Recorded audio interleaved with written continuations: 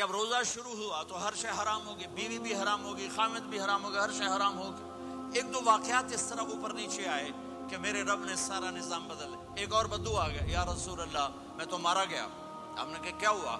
کہ میں روزے کی حالت میں بیوی کے پاس چلا گیا۔ آپ نے کہا اچھا تو غلام آزاد کر۔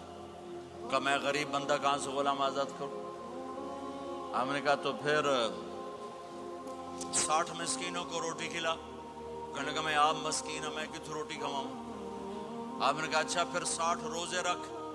کہنے لگا ایک روزے آئے کم کیتا، 60 روزے کتوں؟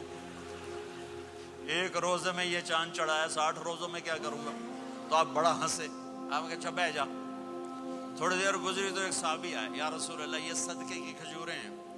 تو آپ نے او بھائی کتنے ہیں؟ جی بیٹھا چورے آ، یہ لے جا اور مدینے کے 60 غریبوں کو دے دے۔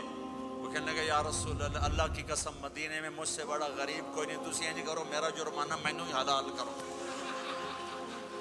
تو آپ اتنا ہنسے کہ یہ دانت نظر آنے، یہ داڑے نظر آئے، اتنا ہنسے یہاں تک آخری دانت نظر آنے لگے۔ آپ نے کہا اچھا بھائی تیرا جرمانہ تینوں ہی حلال کیتا، پر اور کسے واسطے نہیں، صرف تیرے واسطے۔ تو یہ اوپر نیچے ایسے کام ہوئے تو میرے رب نے کرم کیا کہ چلو تمہارے لیے رات ساری حلال ہے، ہر حلال چیز حلال ہے۔ سحری کے بعد ختم۔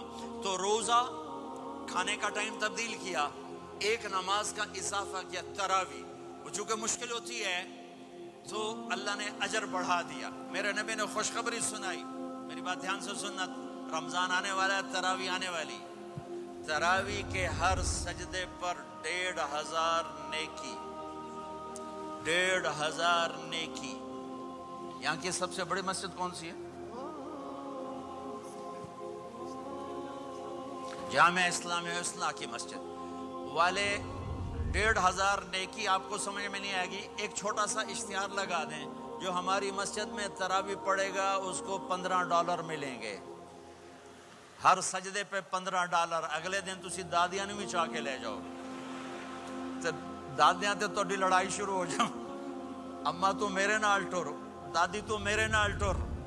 میرے نبی کی خوشخبری، 1500 نیکی، 3 سیکنڈ کا سجدہ۔ ہر سجدے پر جنت میں سرخ یاقوت کا ایک محل، جس کے 60,000 سونے چاندی کے دروازے۔ تجھے ایک گھر لے کے ساری زندگی قرضے لائی رکھ دے ہو نہیں؟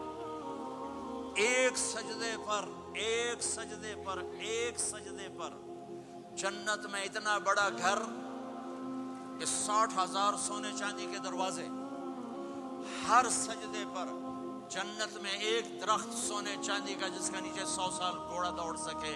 ایک روزہ، ایک روزہ۔ رمضان کا کبھی سوچا رمضان کا مطلب کیا ہے؟ رمضان کو رمضان کیوں کہتے ہیں؟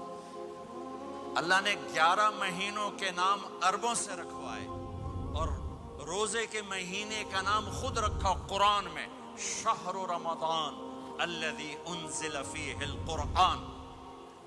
محرم، صفر، ربیع الاول، ربیع الثانی، جمادی الاولی، جمادی الثانی، رجب، شعبان، شوال، ذوالقعدہ، ذوالحج، یہ عربوں نے نام رکھا۔ اور رمضان پہلے سے رکھا جا چکا تھا، عربوں سے رکھوایا۔ رمضان کے لفظ اور روزے میں کیا جوڑ ہے؟ رمضان کہتے ہیں جل جانا، جل جانا، جل جانا۔